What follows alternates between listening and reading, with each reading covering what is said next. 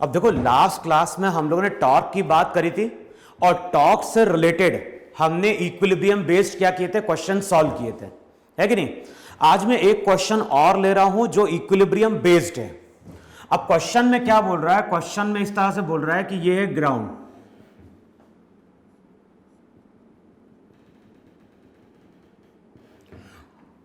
और जो भी ग्राउंड है ग्राउंड के ऊपर हमने एक रॉड को लाके प्लेस किया। ग्राउंड है, ग्राउंड पे हमने एक रॉड को लाके प्लेस किया है। रॉड का मास m है, रॉड की लेंथ कितनी है, l है।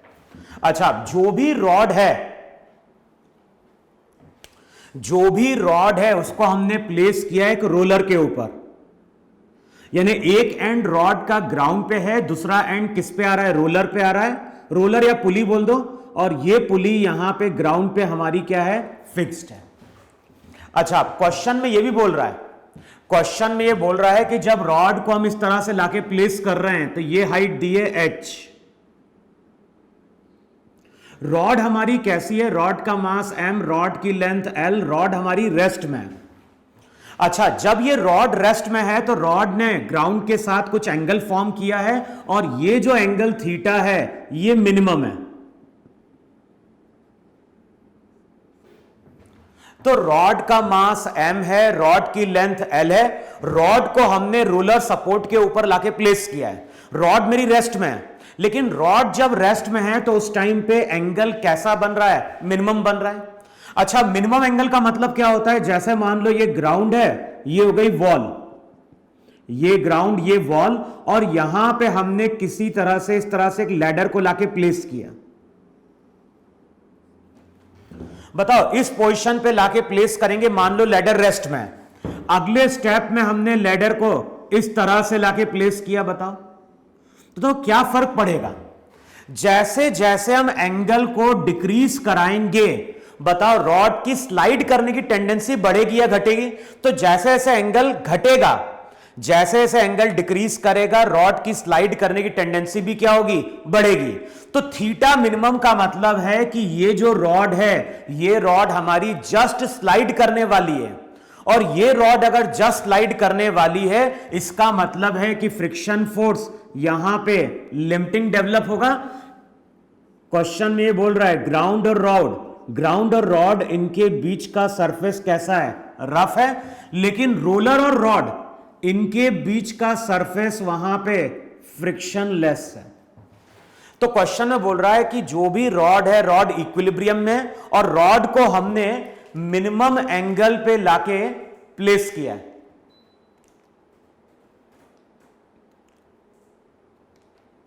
जो भी रॉड है, रॉड को हमने मिनिमम एंगल पे लाके प्लेस किया, इसका मतलब फ्रिक्शन लिमिटिंग है। तो क्वेश्चन में क्या फाइंड आउट करना है, क्वेश्चन में फाइंड आउट करना है कोफिशिएंट ऑफ स्टैटिक फ्रिक्शन, और स्टैटिक फ्रिक्शन को मान लो हम डिनोट कर रहे हैं म्यू एस से। यह मालूम है कि बॉडी अगर रेस्ट में रहती है, फ्रिक्शन लिमिटिंग है, तो वहां पे कोफिशिएंट ऑफ स्टैटिक फ्रिक्शन की बात करते थे। अब देखो, लास्ट क्लास में हमने डिस्कस किया था कि कोई बॉडी अगर रेस्ट में है, इसका मतलब है कि यहां पे दोनों इक्विलिब्रियम एप्लीकेबल है। यहां पे ट्रांसलेशनल इक्विलिब्रियम भी एप्लीकेबल होगा, और साथ में यहां पे क्या होगा, रोटेशनल इक्विलिब्रियम भी एप्लीकेबल होगा। अब सबसे पहले तुम रॉड का फ्री बॉडी डायग्राम ड्रॉ करो। बताओ, रॉड का फ्री बॉडी डायग्राम ड्रॉ करोगे तो सबसे पहले तो शो करोगे रॉड का वेट। रॉड का वेट कहां पे आएगा, तो रॉड का वेट आएगा एट अ डिस्टेंस l/2। फिर यहां पे शो करोगे नॉर्मल n डैश या n। रॉड की स्लाइड करने की टेंडेंसी लेफ्ट की ओर है, तो फ्रिक्शन फोर्स लिमिटिंग राइट की ओर होगा, तो वो हो जाएगा वहां पे FL। तो यहां पे शो करोगे नॉर्मल, साथ में शो करोगे फ्रिक्शन फोर्स लिमिटिंग, साथ में जो रोलर सपोर्ट रहेगा वो इस रॉड के ऊपर नॉर्मल अप्लाई कर रहा होगा। और याद होगा, नॉर्मल हमेशा हम ड्रॉ करते थे या तो परपेंडिकुलर टू सरफेस या परपेंडिकुलर टू बॉडी, तो यहां पे नॉर्मल ड्रॉ करो परपेंडिकुलर टू बॉडी। बताओ, यही हमारा फ्री बॉडी डायग्राम है कि नहीं है वहां पे। तो जब हम रॉड का फ्री बॉडी डायग्राम ड्रॉ कर रहे हैं तो mg है, नॉर्मल है ग्राउंड की, फ्रिक्शन फोर्स लिमिटिंग, और तीसरा हो जाएगा रोलर सपोर्ट की नॉर्मल वहां पे। अच्छा, अब ये बॉडी हमारी इक्विलिब्रियम में है, तो पहले तो यहां पे यूज करो ट्रांसलेशनल इक्विलिब्रियम।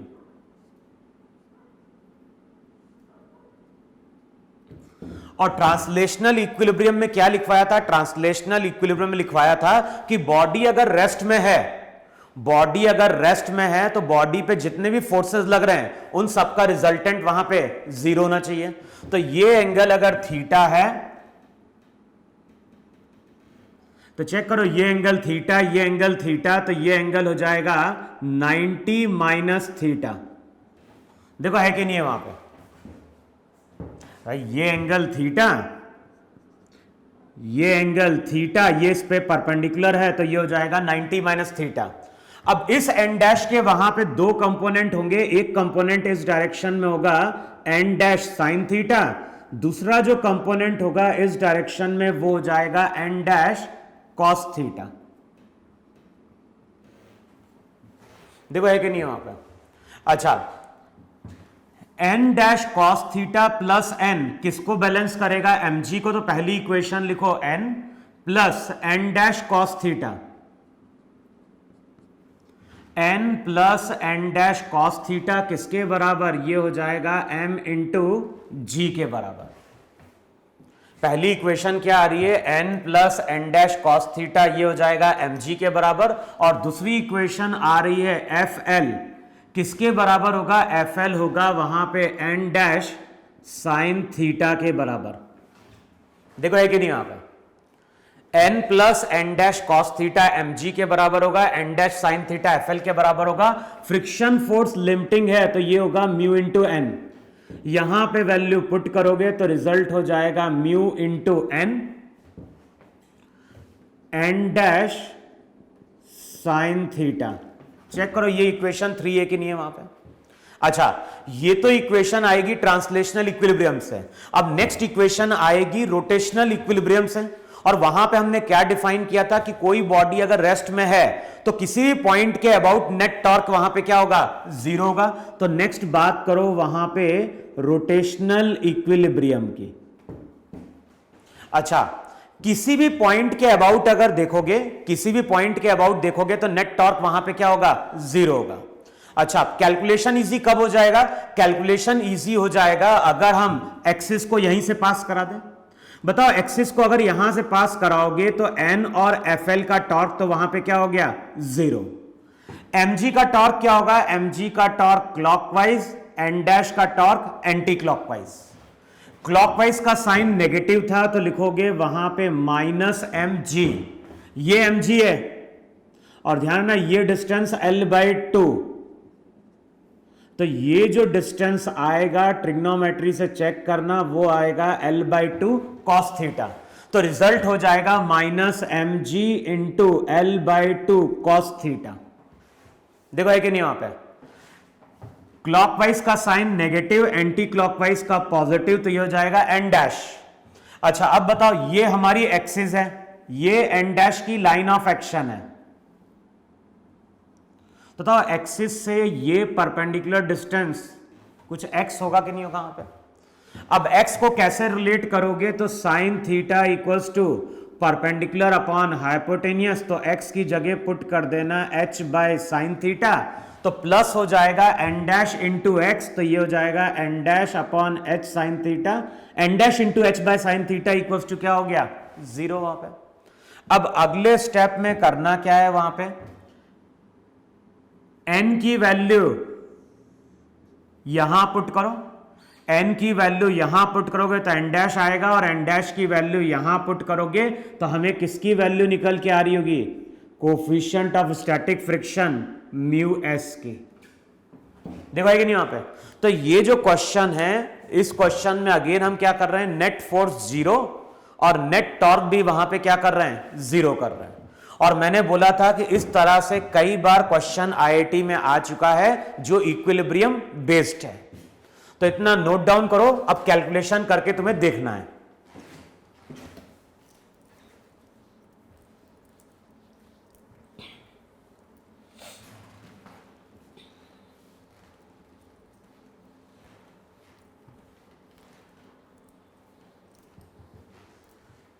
फिर देखो, अब मैंने क्या बोला था, जब भी हम टॉर्क से रिलेटेड क्वेश्चन देखते हैं तो तीन तरह से क्वेश्चन फ्रेम होते हैं। एक तो होता है इक्विलिब्रियम बेस्ड, जो हम कर चुके हैं। अब जो नेक्स्ट क्वेश्चन फ्रेम होता है वो होता है torque equals to I alpha पे। फिर थर्ड जो केस आएगा वो आएगा टॉपलिंग का, जो आगे हम डिस्कस करेंगे। तो नेक्स्ट हम बात करने जा रहे हैं किन क्वेश्चंस की, उन क्वेश्चन की बात करने जा रहे हैं जो किस पे बेस्ड है, net torque equals to I into alpha पे। अब सबसे पहले देखो वहां पे,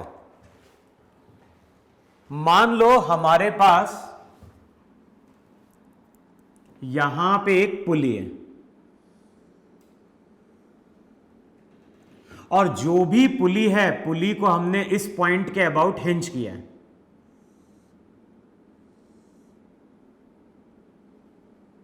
तो जो भी पुली है, पुली इस पॉइंट के अबाउट हिंज्ड है, इसका मतलब पुली इस एक्सिस के अबाउट फ्रीली रोटेट कर सकती है। हिंज का मतलब है फ्री टू रोटेट। अच्छा, अब जो भी पुली है, पुली को ट्रीट करना है एज अ डिस्क और इसका मास है m, रेडियस कितना है r।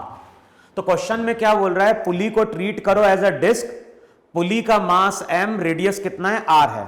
अब पुली के ऊपर हमने स्ट्रिंग को लाके रैप किया है, पुली के ऊपर हमने स्ट्रिंग को लाके रैप किया है और स्ट्रिंग का जो दूसरा एंड है उससे हम यहां पे एक ब्लॉक को लाके कनेक्ट कर रहे हैं।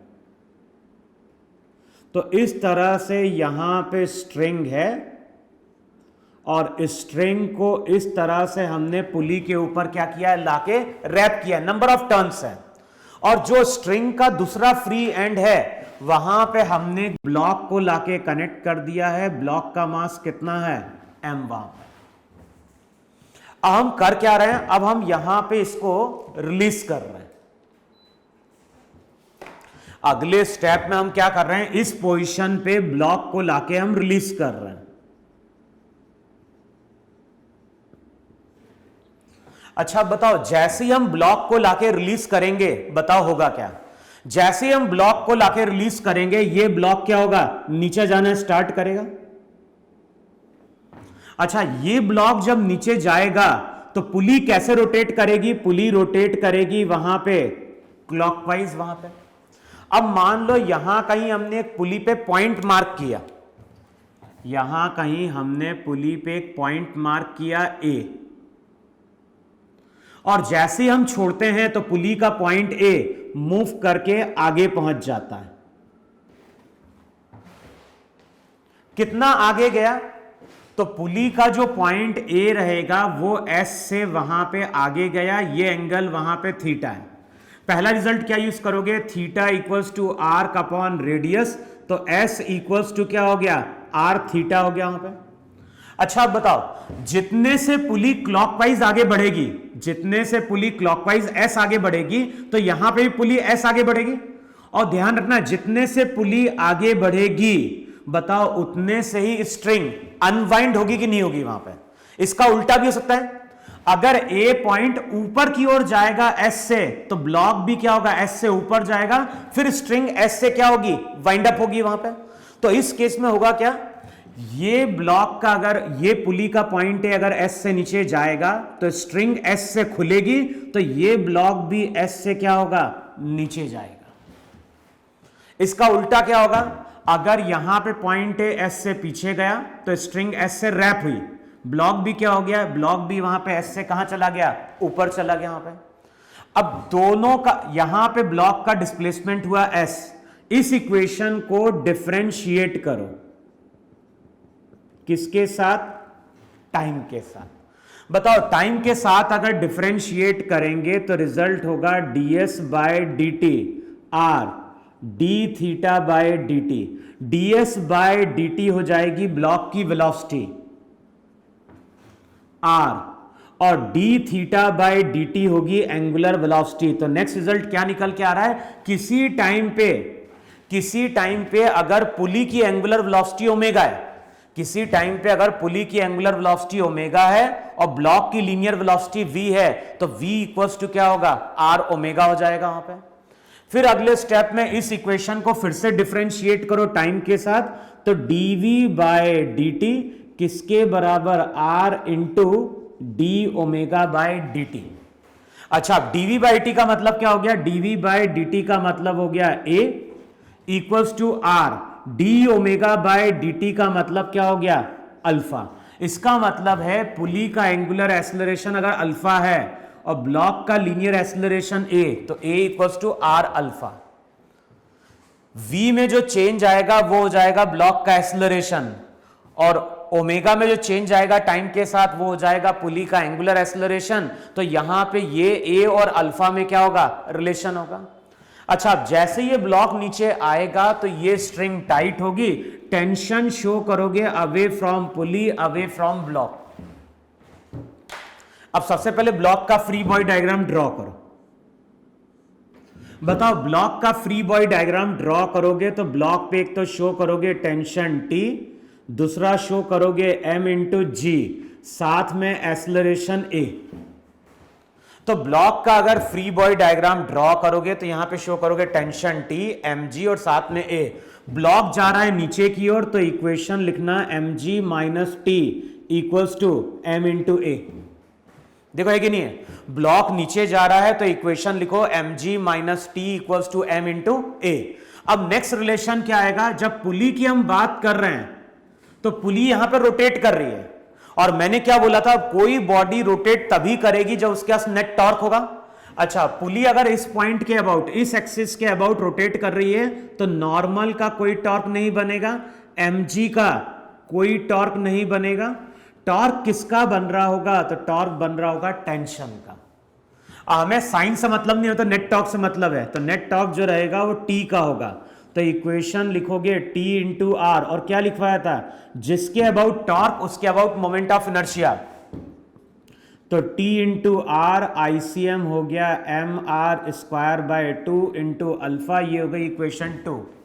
अब थर्ड इक्वेशन क्या होगी? A और अल्फा में रिलेशन होगा A equals to R alpha.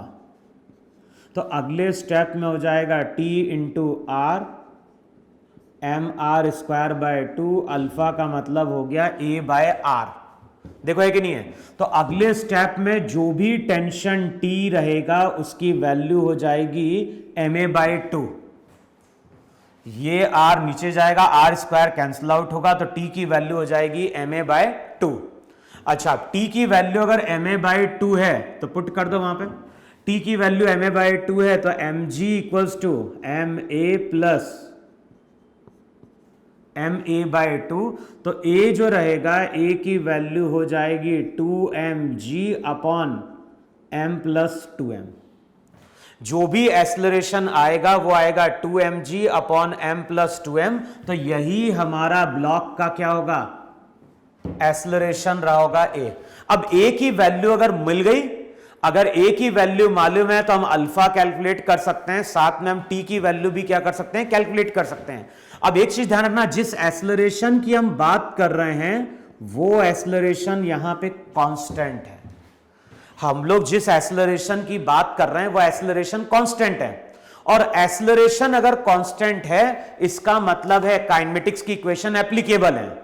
मान लो t इक्वल्स टू 0 पे ब्लॉक को रिलीज किया है, t टाइम बाद पूछ रहा है इसकी वेलोसिटी कितनी है, तो हम फॉर्मूला यूज करेंगे v equals to u a 2mg upon 2m plus m into टी। तो ये t टाइम बाद ब्लॉक की लीनियर वेलोसिटी हो जाएगी। अच्छा, t टाइम बाद ब्लॉक की लीनियर वेलोसिटी मालूम है तो v को क्या लिख सकते हो? v को लिख सकते हो r ओमेगा। तो हम t टाइम बाद पुली की एंगुलर वेलोसिटी भी क्या कर सकते हैं? फाइंड आउट कर सकते हैं। देखो है कि नहीं वहां पे? तो अब जब हम क्वेश्चन सॉल्व करेंगे तो वहां पे ये रिजल्ट इस तरह का एप्लीकेबल होगा कि v equals to R omega और a equals to R alpha. वहां पे क्लियर है इतना? फिर देखो नेक्स्ट क्वेश्चन जो आता है,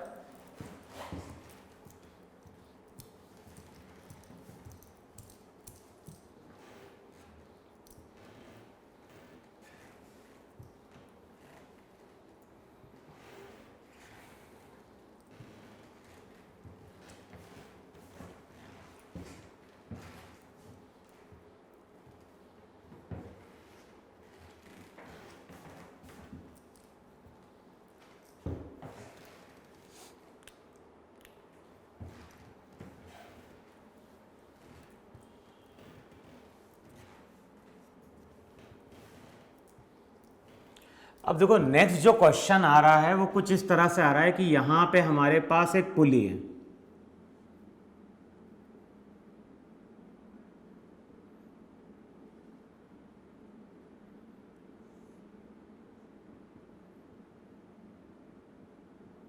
यहां पे इस तरह से हमारे पास पुली है, पुली से यहां पे कनेक्ट, पुली से यहां से पास कर रही है स्ट्रिंग, यहां पे एक ब्लॉक है, ब्लॉक का मास m1, फिर यहां पे एक और ब्लॉक है, इस ब्लॉक का मास m2। तो हमारे पास दो ब्लॉक हैं, एक ब्लॉक है m1, दूसरा ब्लॉक है m2, और मान लो m2 ग्रेटर देन m1 है। अच्छा, इस तरह का क्वेश्चन हमने लॉज ऑफ मोशन में सॉल्व किया था, और लॉज ऑफ मोशन में जब हम क्वेश्चन सॉल्व करते थे तो वहां पे हमारा एजम्पशन था कि स्ट्रिंग और पुली इनके बीच में कोई फ्रिक्शन नहीं है, वहां पे हम बात करते थे फ्रिक्शनलेस पुली की। तो पुली और स्ट्रिंग के बीच में वहां पे क्या था, कोई फ्रिक्शन नहीं था। जैसे ही हम रिलीज करते थे m2 ब्लॉक नीचे जाता था, m1 ब्लॉक ऊपर जाता था, ये ब्लॉक y से नीचे गया तो ये ब्लॉक y से ऊपर गया, तो वहां पे हमने बोला था कि दोनों ब्लॉक का डिस्प्लेसमेंट अगर सेम है तो दोनों ब्लॉक के एक्सेलरेशन का मैग्नीट्यूड भी क्या होगा, सेम होगा। फिर वहां पे हम टेंशन शो करते थे T, ब्लॉक का हमने फ्री बॉडी डायग्राम ड्रॉ किया था, तो m1 का जब फ्री बॉडी डायग्राम ड्रॉ करोगे तो T,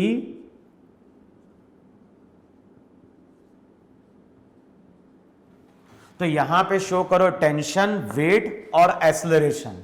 ये ब्लॉक अगर ऊपर जा रहा है तो इसकी इक्वेशन लिखी जाएगी T minus m1g equals to m1 into a. ये ब्लॉक जा रहा है नीचे, तो जब इस ब्लॉक का फ्री बॉडी डायग्राम ड्रॉ करोगे तो यहां पे टेंशन T, यहां पे वेट m2g, साथ में एक्सेलरेशन a नीचे की ओर। अब बताओ इस ब्लॉक का अगर फ्री बॉडी डायग्राम ड्रॉ करोगे तो m2g minus T, m2g minus T equals to हो जाएगा m2 इंटू ए, ये हो जाएगी इक्वेशन 2। देखो है कि नहीं वहां पे। अच्छा, अब अगले स्टेप में हम क्या करेंगे, अगले स्टेप में हम इन दोनों इक्वेशन को वहां पे ऐड करेंगे। इन दोनों इक्वेशन को ऐड करो तो t से t कैंसिल आउट होगा, इक्वेशन क्या होगी, इक्वेशन होगी m2 माइनस m1g किसके बराबर, m1 प्लस, तो एक्सेलरेशन कितना आ जाएगा, एक्सेलरेशन आ जाएगा m2 माइनस m1 इंटू जी अपॉन, तो ये हमारा वहां पे एक्सेलरेशन था। लेकिन जब हम एक्सेलरेशन कंसीडर करते हैं वहां पे a, और a से हम कैलकुलेट क्या करते थे, टेंशन, तो वहां पे हमारा एजम्पशन क्या था, वहां पे हमारा एजम्पशन था there is no rotational motion of पुली।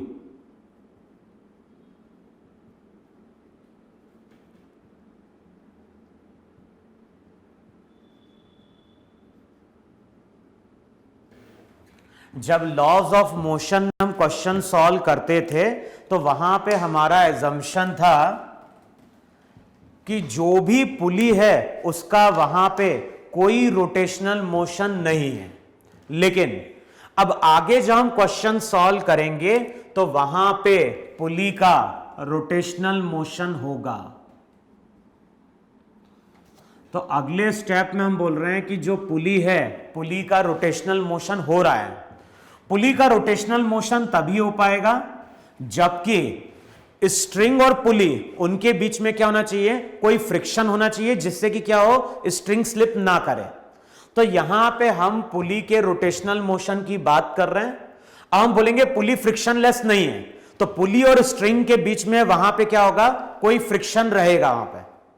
अच्छा, अब क्वेश्चन में अगर पुली का रोटेशनल मोशन कंसीडर करना है तो क्वेश्चन में देखोगे वहां पे पुली का मास दिया होगा और बोलेगा पुली को ट्रीट क्या करना है। तो मान लो पुली को ट्रीट करना है एज ए डिस्क, पुली का मास m है, पुली का रेडियस r है। तो क्वेश्चन में क्या बोल रहा है, क्वेश्चन में बोल रहा है पुली को ट्रीट करो एज ए डिस्क, पुली का मास m, पुली का रेडियस कितना, r। अच्छा, अब अगर पुली रोटेट कर रही है तो नेक्स्ट पॉइंट देखो यार, देखो जब पुली रोटेट कर रही है और क्वेश्चन में कुछ भी नहीं बोल रहा है, तो अगेन हमें एजम्पशन क्या लेना है? एजम्पशन लेना है देयर इज नो स्लिपिंग। तो लिखो वहां पे, अगर इस तरह के क्वेश्चन में पुली रोटेट कर रही है और न्यूमेरिकल में कुछ भी नहीं बोल रहा है, तो हम ये एजम्पशन लेके चलेंगे। एजम्पशन क्या है? There is no slipping between string and पुली।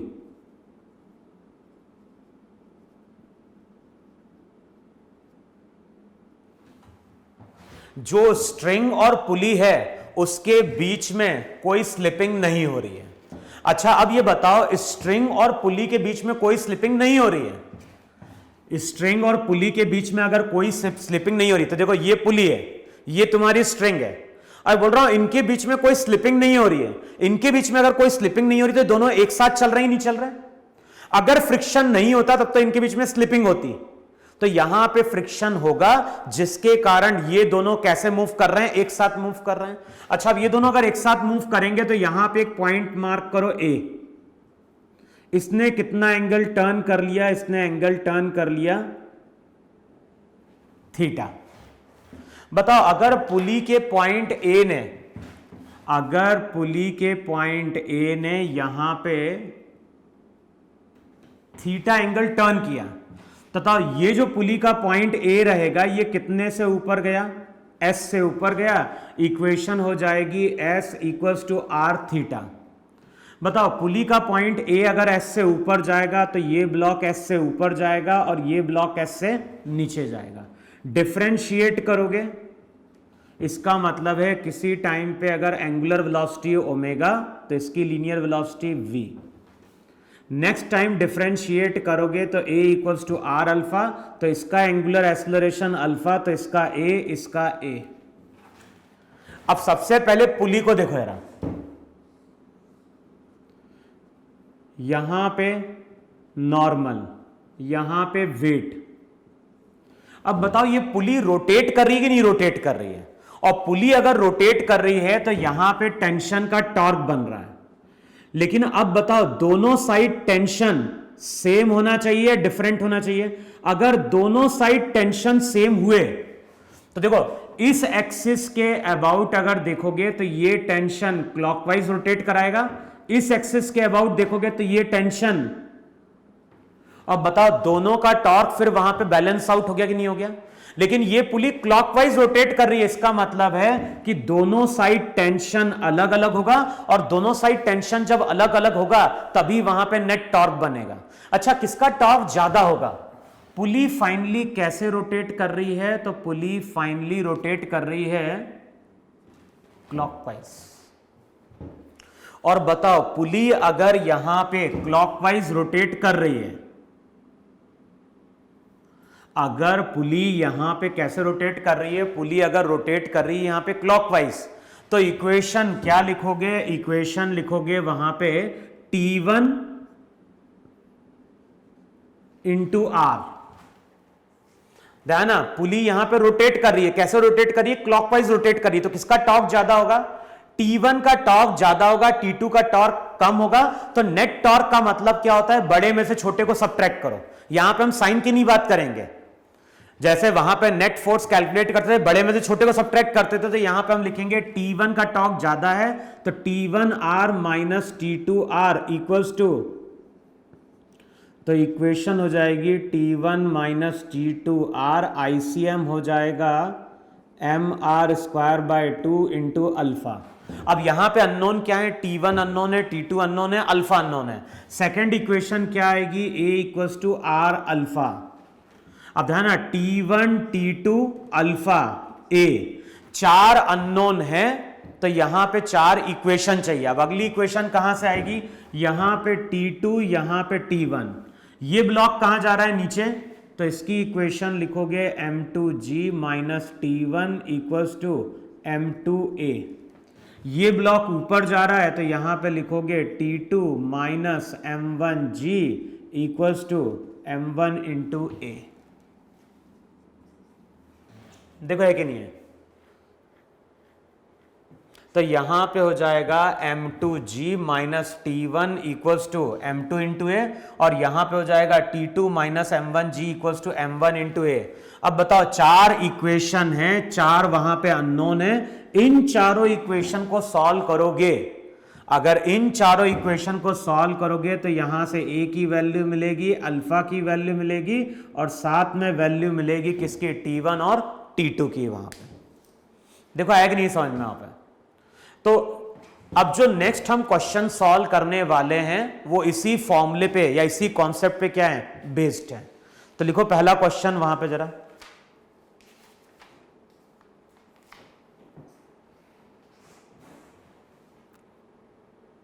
लिखो वहां पे, a pulley having radius R, a pulley having radius R and moment of inertia I about its axis is fixed at the top of an inclined plane of inclination theta as shown in figure।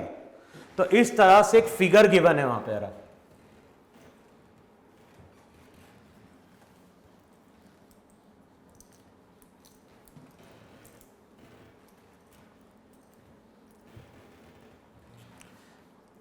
तो question में क्या बोल रहा है, question में इस तरह का एक इंक्लाइंड प्लेन है, और जो इंक्लाइंड प्लेन है उसका एंगल वहां पे दिया है थीटा।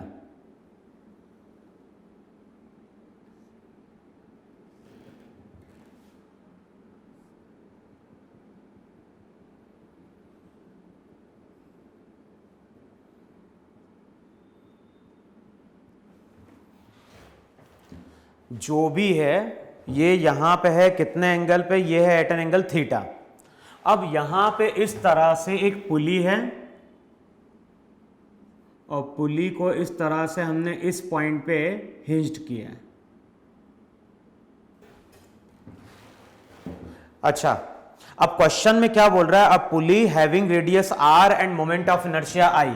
तो पुली का moment of inertia I, radius कितना है, आर है। अब fixed at the top of an inclined plane of inclination theta as shown in figure, a string is wrapped round the pulley and its free end supports block of mass m which can slide on the plane.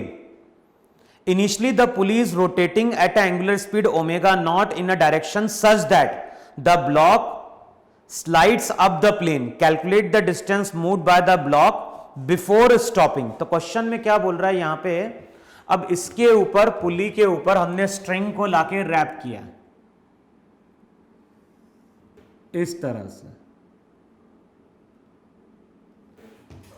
और यहां पे हमने एक block को लाके connect किया। Block का मास वहां पे हो गया कैपिटल एम। तो जो भी ब्लॉक है, ब्लॉक का मास यहां पे क्या है, कैपिटल एम है, और इसको हमने t इक्वल्स टू 0 पे एंगुलर वेलोसिटी दी है एंटी क्लॉकवाइज, सॉरी क्लॉकवाइज दी है। अब क्वेश्चन में क्या बताना है, क्वेश्चन में बताना है कि रेस्ट में आने से पहले, रेस्ट में आने से पहले, रेस्ट में आने से पहले ब्लॉक ने डिस्टेंस कितना ट्रेवल किया, ही ना, calculate the distance moved by the block before stopping. तो सबसे पहले यहां पे शो करो टेंशन T, ब्लॉक का फ्री बॉडी डायग्राम ड्रॉ करो। अच्छा, इंक्लाइन पे ब्लॉक का फ्री बॉडी डायग्राम ड्रॉ करोगे तो normal mg cos theta, mg sin theta, यहां पे t। अब ये चीज हमें मालूम है कि अगर यहां पे एंगुलर वेलोसिटी v0 है तो t इक्वल्स टू 0 पे ब्लॉक की लीनियर वेलोसिटी v0 होगी, और रिलेशन हमें मालूम है कि v0 equals to R omega naught होगा। अच्छा, ब्लॉक को वेलोसिटी ऊपर की ओर दी हुई है और ब्लॉक वहां पे रुक रहा है। ब्लॉक अगर रुक रहा है इसका मतलब है कि mg sin थीटा t से ज्यादा होगा, तो एक्सेलरेशन कहां है, नीचे की ओर होना चाहिए। a जब वेलोसिटी के ऑपोजिट होगा तभी वो वेलोसिटी को वहां पे क्या कराएगा, डिक्रीज कराएगा। तो इस केस में a जो रहेगा वो v0 के क्या होना चाहिए, ऑपोजिट होना चाहिए।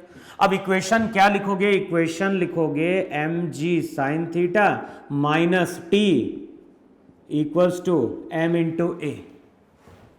अब नेक्स्ट इक्वेशन क्या आएगी, पुली का फ्री बॉडी डायग्राम ड्रॉ करो, पुली का फ्री बॉडी डायग्राम ड्रॉ करोगे तो टॉर्क बनेगा टेंशन का, और टॉर्क के कारण अल्फा इस तरह से आ रहा होगा, ओमेगा इस तरह से था, ध्यान ना, अल्फा और ओमेगा यहां पे क्या होंगे, ऑपोजिट हैं, तो अल्फा और ओमेगा अगर ऑपोजिट है तो ओमेगा वहां पे डिक्रीज करेगा। अब पुली की इक्वेशन क्या आएगी, T into R equals to I alpha, next equation a equals to R alpha, तो T equals to I by R, alpha का मतलब ए बाय आर।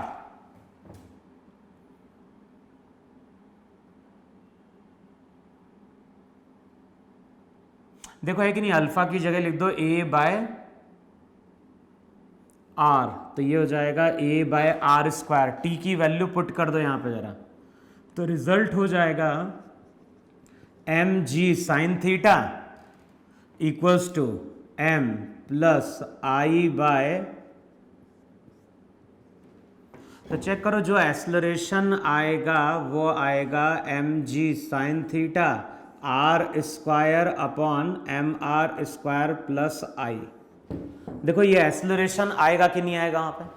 अच्छा, अब एक्सेलरेशन मेरा कैसा है, कांस्टेंट है, ब्लॉक ने डिस्टेंस कितना ट्रेवल किया, तो फॉर्मूला यूज करो v square equals to U square plus 2as, initial velocity v naught, a opposite है तो साइन लेंगे नेगेटिव, डिस्टेंस ट्रेवल किया x, फाइनल वेलोसिटी 0, तो x हो जाएगा v naught square by 2a, v naught का मतलब हो गया r square omega naught square by 2, a का मतलब mg sine theta r square upon r square cancel out होगा, तो रिजल्ट आएगा omega naught square I plus M R square upon 2mg sine theta.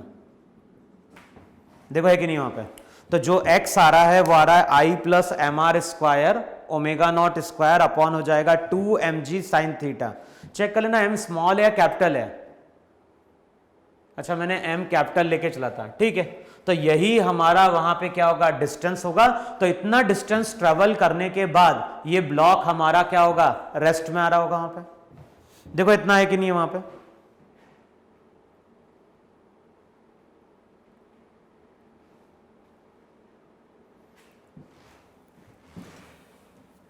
फिर देखो वहां पे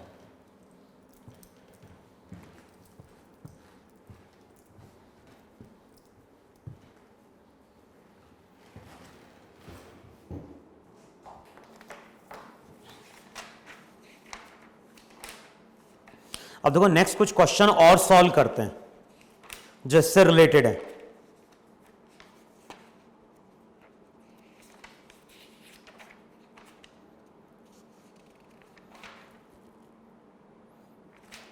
देखो अब इस तरह का क्वेश्चन है,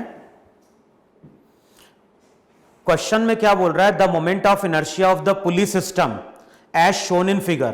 तो इस तरह से एक पुली सिस्टम दिया गया है,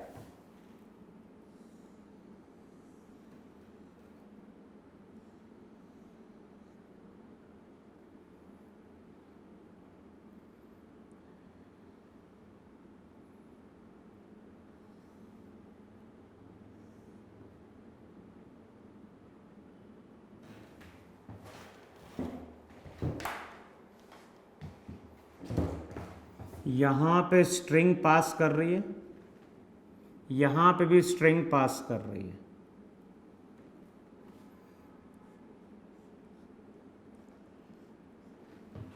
अब इस तरह का कोई अरेंजमेंट है वहां पे, यहां पे जो ब्लॉक है इसका मास दिया है 3 kg, यहां पे जो ब्लॉक है इसका मास दिया है 6 kg। अब क्वेश्चन में क्या बोल रहा है, the moment of inertia of the pulley system as shown in figure is 3 kg per meter square. The radius of bigger and smaller pulley are 2 meter and 1 meter. तो इसका रेडियस दिया है 1 मीटर, इसको R1 बोलो, तो R1 दिया है 1 metre, R2 दिया है वहां पे 2 मीटर, तो ये रेडियस दिया है R1 और R2। है ना। अब क्वेश्चन में क्या बोल रहा है, as the system is release from rest, as the system is release from rest find the angular acceleration of the pulley system, as the system is release from rest find the angular acceleration of the pulley system. तो जैसे ही system को हम release कर रहे हैं rest से, तो हमें पुली का एंगुलर एक्सेलरेशन क्या करना है, फाइंड आउट करना है वहां पे। अच्छा, क्वेश्चन में क्या बोल रहा है, assume that there is no slipping between string and pulley. Question में अगर नहीं बोलता तब भी हम एजम्पशन लेके चलते हैं वहां पे। अच्छा, अब सबसे पहले देखो यहां पे R1 R2 दिया हुआ है वहां पे। अच्छा, अब यहां पे कोई पॉइंट मार्क करो जरा, यहां पे एक पॉइंट A है, यहां पे एक पॉइंट B है। अच्छा, कौन सी चीज कहां जा रही होगी वहां पे, या ऐसा लो वहां पे, यहां कहीं पॉइंट है A, यहां कहीं है B। जैसे ही हम रिलीज कर रहे हैं, जैसे ही हम रिलीज कर रहे हैं, तो मान लो ये नीचे जा रहा है और ये कहां जा रहा है, ऊपर जा रहा है। अच्छा, पुली कैसे रोटेट कर रही है, पुली एंटी क्लॉकवाइज रोटेट करी, तो ए पॉइंट मूव करके यहां कहीं आ गया, बी पॉइंट मूव करके यहां कहीं आ गया। अच्छा, क्या चीज सेम है, थीटा वहां पे सेम है, लेकिन यहां पे अगर डिस्टेंस S1 मिलेगा तो यहां पे डिस्टेंस वहां पे S2 मिलेगा वहां पे, देखो है कि नहीं है। और सबसे पहला फॉर्मूला क्या होगा, theta equals to arc upon radius, तो S2 बाय R2, देखो है कि नहीं है, थीटा इक्वल्स टू, तो रिजल्ट आएगा S2 equals to R2 theta. और नेक्स्ट रिलेशन क्या आएगा, S1 equals to R1 theta. इसका मतलब है कि ये ब्लॉक S2 से, ये ब्लॉक S1 से। डिफरेंशिएट करोगे तो A2 equals to R2 into alpha हो जाएगा, और यहां पे डिफरेंशिएट करोगे तो A1 equals to R1 into alpha हो जाएगा। ये ध्यान रखना है, अल्फा वहां पे सेम रहेगा, तो इसका एक्सेलरेशन A2, इसका एक्सेलरेशन, दोनों को इक्वेट करोगे तो पहली इक्वेशन क्या आ रही है, पहली इक्वेशन आ रही है A2 bye R2 equals to A1 bye R1, ये हो गई इक्वेशन 1। अच्छा, अब ये रोटेट कर रहा है, तो यहां पे टेंशन मान लो T2, यहां पे टेंशन मान लो T1। ये ब्लॉक नीचे की ओर जा रहा है, तो 6G minus T2 equals to 6 into A2। ये ब्लॉक ऊपर जा रहा है, तो इक्वेशन लिखी जाएगी T1 minus 3G equals to 3 into A1। अब अननोन कितने हैं वहां पे, A1, A2, T1, T2, 4 unknown है। अगली इक्वेशन क्या आएगी, पुली की स्टडी करो, यहां पे T2, यहां पे T1, पुली रोटेट कर रही है एंटी क्लॉकवाइज, तो किसका टॉर्क ज्यादा होगा, T2 का टॉर्क ज्यादा होगा, तो हम लिखेंगे T2 into R2 minus T1 into R1 equals to I alpha. ये हो गई इक्वेशन 4, होगा नहीं हुआ। A2 की जगह हम क्या लिख सकते हैं, A2 की जगह हम लिख सकते हैं R2 अल्फा, चाहो तो A2 की जगह लिखो वहां पे R2 अल्फा, ये हो गया R1 अल्फा, तो ये हो गई इक्वेशन 2, ये हो गई इक्वेशन 3। अब यहां पे T2, T1 और अल्फा अननोन है, इन तीनों इक्वेशन को सॉल्व करोगे तो यहां से अल्फा की वैल्यू आएगी, तो लिखो वहां पे आंसर जो आता है इसका, नोट डाउन कर लो इतना वहां पे,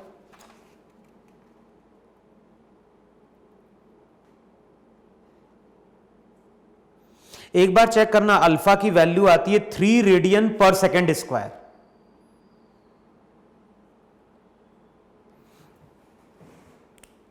अल्फा जो आ रहा है वो आ रहा है 3 रेडियन पर सेकेंड स्क्वायर। तो यहां पे अगेन हमने वही प्रॉपर्टी यूज करी है कि स्ट्रिंग और पुली अगर दोनों एक साथ चलेंगे तो यही हमारा वहां पे क्या बन रहा होगा, रिलेशन बन रहा होगा। वहां पे देखो है कि नहीं है वहां पे, लिखो नेक्स्ट क्वेश्चन लिखो वहां पे।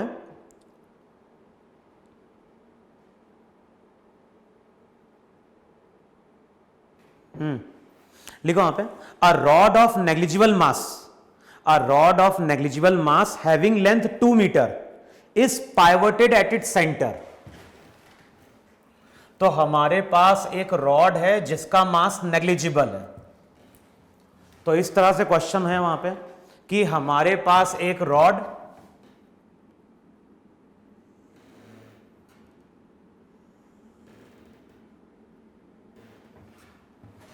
जो भी रॉड है, ये रॉड पाइवटेड है एट इट्स सेंटर। पाइवटेड का मतलब है कि ये रॉड हमारी फ्री है इस एक्सिस के अबाउट रोटेट करने के लिए। रॉड मासलेस है लेकिन रॉड की लेंथ दी हुई है, और रॉड की लेंथ दी हुई है वहां पे 2 मीटर। अब क्वेश्चन में क्या बोल रहा है वहां पे, a rod of negligible mass having length 2 metre is pivoted at its centre and two masses 6 kg and 3 kg are hung from the end as shown in figure। तो यहां पे एक मास को लाके हैंग किया गया,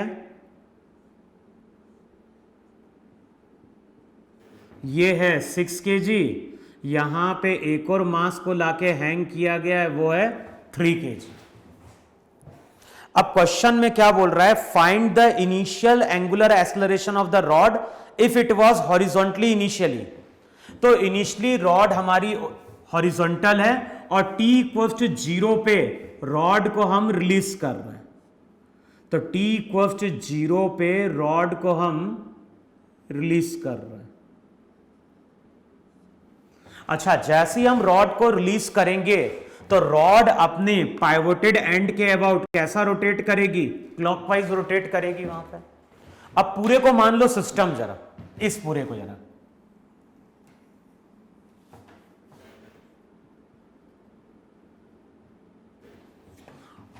अब बताओ टॉर्क किसका बन रहा है यहां पे। तो अगर हम रॉड को पूरा सिस्टम मान रहे हैं तो इस एंड पे फोर्स लग रहा है 6 इंटू जी, इस एंड पे फोर्स लग रहा है 3 इंटू जी। नेट टॉर्क कैसा बन रहा है क्लॉकवाइज, तो क्या लिखोगे 6g into L by two minus 3g into L by two equals to क्या हो जाएगा, आई अल्फा हो जाएगा वहां पे। देखो है कि नहीं वहां पे। अब मोमेंट ऑफ इनर्शिया की अगर हम बात करें तो यहां पे इन दोनों का मोमेंट ऑफ इनर्शिया होगा, तो पहले तो लिखो वहां पे, ये हो जाएगा 30 माइनस 15, लेंथ तो क्या हो गई, हट गई, 1 है वहां पे, नहीं लेंथ अच्छा 2 मीटर है, तो लेंथ 1 मीटर पर लेंथ 2 मीटर पुट करोगे तो हट जाएगा 6g माइनस 3g, तो ये हो जाएगा 3g equals to I alpha. अब आई की वैल्यू क्या होगी, 3 इंटू 1 का स्क्वायर प्लस 6 इंटू 1 का स्क्वायर, तो अल्फा जो हो जाएगा वो हो जाएगा 30/9, दैट इज 10/3 रेडियन पर सेकेंड स्क्वायर। तो चेक करो फर्स्ट पार्ट में क्या बोल रहा है वहां पे, find the initial acceleration, find the initial angular acceleration of the rod if it was horizontally initially। तो फर्स्ट केस में जो अल्फा की वैल्यू आती है वो आती है वहां पे 10/3। फिर नेक्स्ट पार्ट में क्या बोल रहा है, नेक्स्ट पार्ट में बोल रहा है वहां पे, if the rod is uniform and has a mass of 3 kg। अब बोल रहा है रॉड यूनिफॉर्म है और रॉड का मास यहां पे 3 kg है।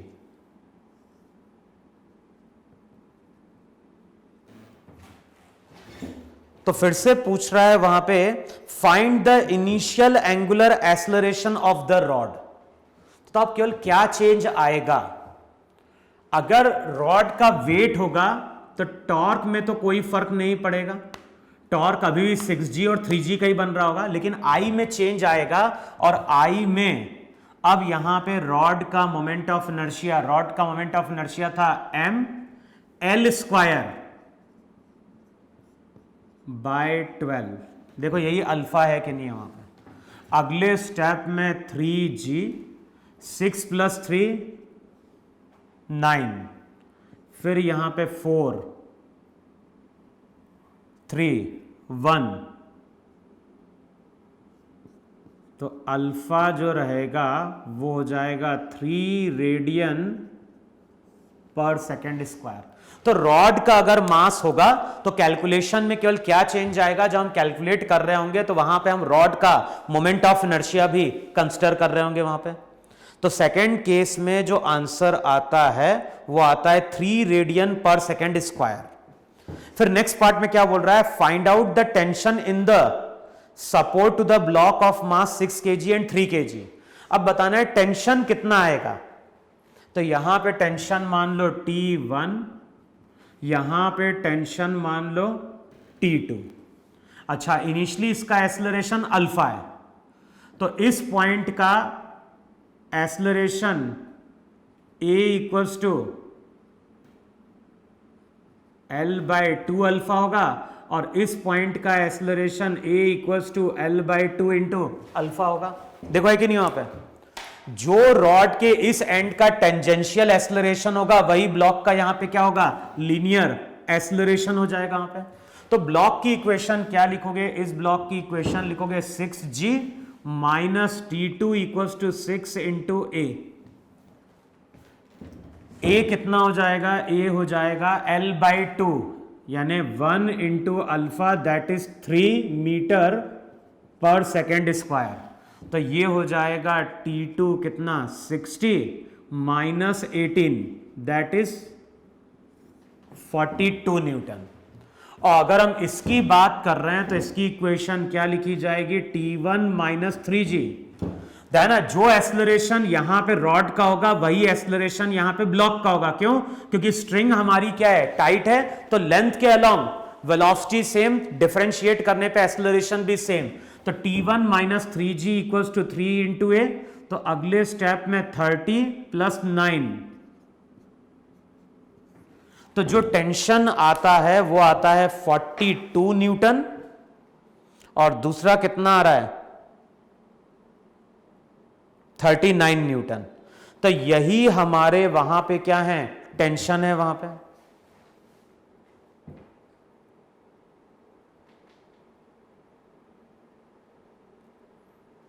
फिर देखो नेक्स्ट क्वेश्चन लिखो जरा आप।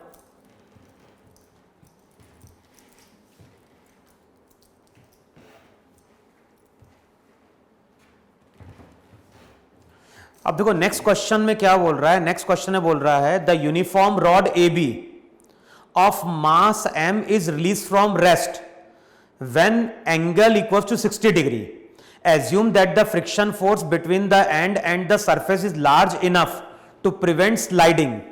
Determine for the instant just after release। तो क्वेश्चन में क्या बोल रहा है, यहां पे ग्राउंड है,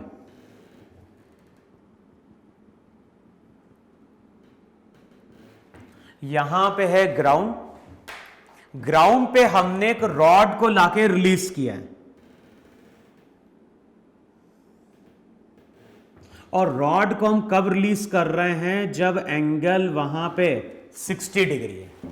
तो 60 डिग्री जब एंगल है तो उस इंस्टेंट पे रॉड को लाके हम रिलीज कर रहे हैं। अच्छा, क्वेश्चन में ये बोल रहा है फ्रिक्शन सफिशिएंट है, ये सरफेस रफ है,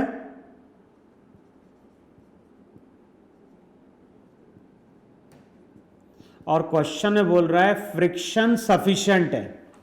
बताओ, फ्रिक्शन अगर सफिशिएंट नहीं होता तब तो रॉड का ये एंड क्या कर जाता, स्लाइड कर जाता। लेकिन क्वेश्चन में अगर बोल रहा है फ्रिक्शन सफिशिएंट है, इसका मतलब है कि रॉड का ये जो पॉइंट रहेगा, ये पॉइंट हमारा रेस्ट में रहेगा। अच्छा, क्या चीज कैलकुलेट करनी है, हमें जो भी कैलकुलेशन करना है जस्ट आफ्टर रिलीज करना है, यानी t इक्वल्स टू 0 पे ही हमें क्या करना है, कैलकुलेशन परफॉर्म करना है। रॉड का मास दिया है m, रॉड की लेंथ दी हुई है l। तो जो भी हमें कैलकुलेट करना है वो कैलकुलेट करना है जस्ट आफ्टर इट्स रिलीज। क्या चीज कैलकुलेट करना है? एक तो कैलकुलेट करना है angular acceleration of the rod. तो अगर हम इस रॉड की बात करें तो रॉड इस पॉइंट के अबाउट या इस एक्सिस के अबाउट क्या कर रही है? रॉड इस एक्सिस के अबाउट रोटेट कर रही है। जो भी रॉड है, रॉड इस एक्सिस के अबाउट रोटेट कर रही है। कुछ टाइम बाद अगर देखोगे तो रॉड तुम्हारी ऐसी आ गई होगी।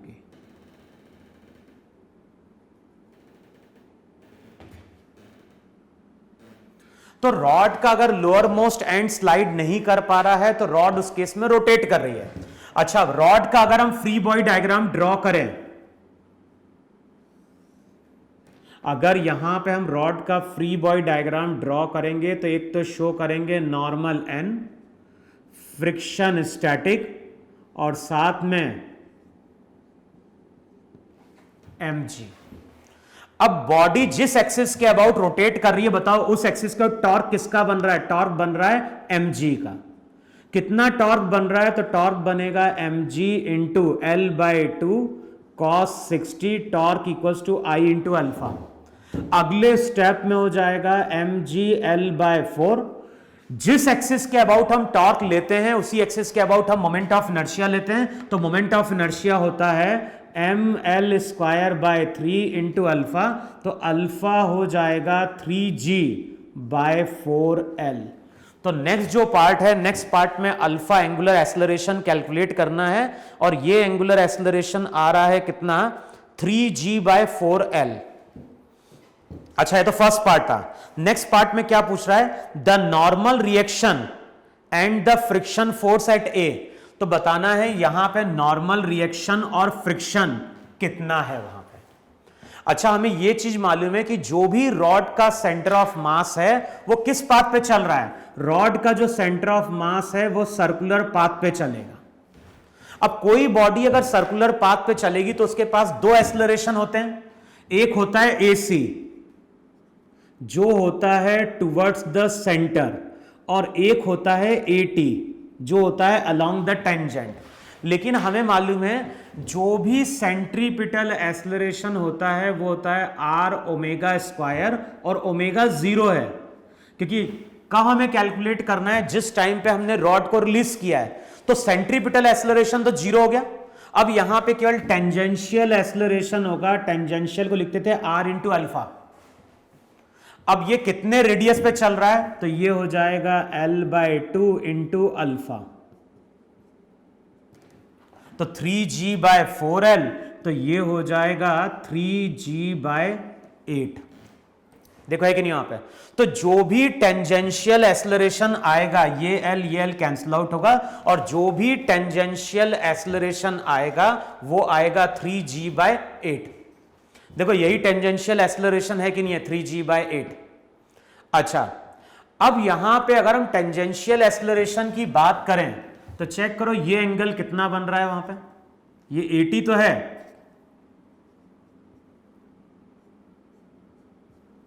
ये एंगल 60, 60, 30। अब बताओ इस एक्सेलरेशन को अगर रिजॉल्व करोगे तो इसके दो कंपोनेंट आएंगे। इस डायरेक्शन में, एक्स डायरेक्शन में बनेगा 80 cos 30, और y के अलोंग बनेगा वहां पे 80 sin 30। तो यहां पे हमारे पास दो एक्सेलरेशन है, x के अलोंग और y के अलोंग। अच्छा, y के अलोंग नेट फोर्स देखो, तो y के अलोंग नेट फोर्स देखोगे तो होगा mg माइनस ny। एक्सेलरेशन नीचे की ओर है y के अलोंग, तो mg minus ny equals to हम लिखेंगे m into ay। mg minus n m, ay हो जाएगा 80, 3g bye 8 into sine 30, sign 30 1/2। तो ये हो जाएगा mg minus 3mg by 16 equals to n। तो n की वैल्यू 16, 3, 13 mg बाय 16। तो अगले स्टेप में हमें कैलकुलेट करना है नॉर्मल, और नॉर्मल आ रहा है 13 mg/16, साइन पॉजिटिव आ रहा है, इसका मतलब नॉर्मल का डायरेक्शन सही है। अच्छा बताओ नेट फोर्स राइट की ओर कितना लग रहा है? भाई ये चीज ध्यान है, रॉड का मास है, और मैंने क्या बोला था, जब भी रॉड का साइज होगा तो वहां पे हम किसकी स्टडी करेंगे? वहां पे हम स्टडी करेंगे सेंटर ऑफ मास की। तो हम ये मान के चलेंगे कि पूरा मास, पूरा जो फोर्स है वो फोर्स कहां पे आ रहा है? सेंटर ऑफ मास पे आ रहा है। अब सेंटर ऑफ मास पे एक्स के अलोंग जो फोर्स लग रहा है वो केवल फ्रिक्शन है। एफ को लिखोगे m इंटू AX का मतलब 80, और cos 30 √3/2, तो जो भी फ्रिक्शन आएगा वो आएगा 3√3 mg/16। तो एक बार चेक कर लो फ्रिक्शन की वैल्यू, फ्रिक्शन आ गया वहां पे कितना? 3√3/16 इंटू क्या हो गया? mg वहां पे। देखो इतना समझ में नहीं समझ में आया? तो आज हमने जितने भी क्वेश्चन सॉल्व किए हैं, ये सभी क्वेश्चन किस पे बेस्ड हैं? ये बेस्ड है torque equals to I alpha पे। तो इसी तरह से हम torque equals to I alpha का कॉन्सेप्ट क्या करते हैं? यूज करते हैं वहां पे, है कि नहीं?